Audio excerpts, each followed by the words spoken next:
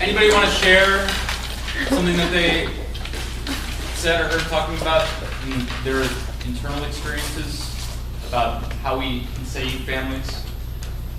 That's okay if the answer's no. We're going to have plenty of chances to do that. Oh, go ahead. I'm sorry. Oh, no. We can. Okay. What external factors are there as well? Because we don't just create those archetypes and biases, right, out of what our personal experiences were. We also tend to create them out of what we hear from others about families, or especially families in the community that we're looking to teach in. Go ahead. I was going to say, I think there is a dominant ideology of like a nuclear family being like a mom, a dad, like 2.5 siblings, like that average American family type of thing. And I think a lot of society has internalized that, and especially with working with our students, like they don't necessarily come from that type of like traditional family as we see it. And I think there's a lot to say like the value of single parent households and like grandparents who are raising their grandkids and like siblings who are raising their siblings. Like I think we're going to be working with a lot of different types of family structures, and I think there are different ways to approach each type of family. I think that's absolutely right. Definitely. Go ahead. I was just going to say, I think I totally agree, and also some media I think has tried more to embrace the alternative, or not alternative, even saying that, but the different family structures.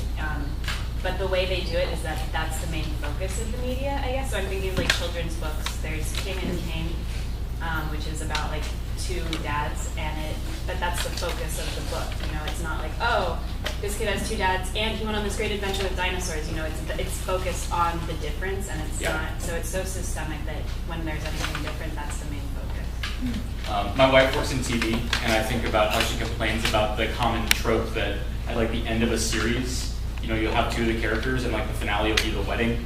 You know what I mean? Like, oh, Boy Meets World, the last episode, like they get married, right? And so we're setting this expectation that like that's what you do to start a family.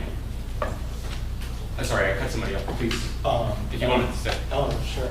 Also, I think in the past few years, kind of like what Amanda was saying is, it's been more visible, like other ideas of families, but I think also that's becoming less the main focus. So there's like the Modern Family, for example, and then the new show by J-Lo, like The Fosters or something. Okay. And it talks about lesbian parents who, like, they have their own biological children, but also adopted and foster children. That's interesting. And you're right, that these are, you know, things that are changing. They're not static, thankfully, in our society. Go ahead. I feel like it's also interesting to see people's response to that. I'm just thinking of the Cheerios commercial, how there was it featured a biracial couple with a very beautiful daughter. And it, like, Cheerios had to take down like the comments from the YouTube page because the comments were so, like, they were racialized comments, they were offensive comments towards the child, you know, and it was like people just, society, and I think our response to like families who aren't like the neutral, or I'm sorry, the nuclear family is just still very offensive. Just to kind of piggyback on that, like I also like using Modern Family as an example, like the role that like yes, they're providing an alternative family structure in terms of having like two dads and like adopted daughter, like but there's also like I think it's important to also look at like the racial issues in that, in the way that like white families are portrayed in the media, and how very few families of color are portrayed, and even then when they are, it's not in the most positive light. So, and there are very few shows, like there's My Wife and Kids is one of them, the George Lopez show is another, like those, there are very few shows that present families that the types of families we're working with in a positive light. And even then, in those shows, although they're families of color, they're still very much traditional family structures. I totally agree. Yeah, and I would have us think more broadly. So like when we hear news stories about this community, they don't tend to be positive stories, right? I think they tend to be highly focused on violence, right? And what kind of messages does that send us about the families that live here and the issues that are relevant to them? So thinking about that, I think, is important, and being able to go into the situations that we're going to have dealing with families that might come from a really broad base of models, right? And being able to not make assumptions about how am I going to invest this parent in the classroom? How am I going to reach this parent and set a relationship with them to help their students? Right now, we are going to do a gallery walk. So around the room, held up with this bright orange tape, are about 30 pictures of different families or family members on the walls.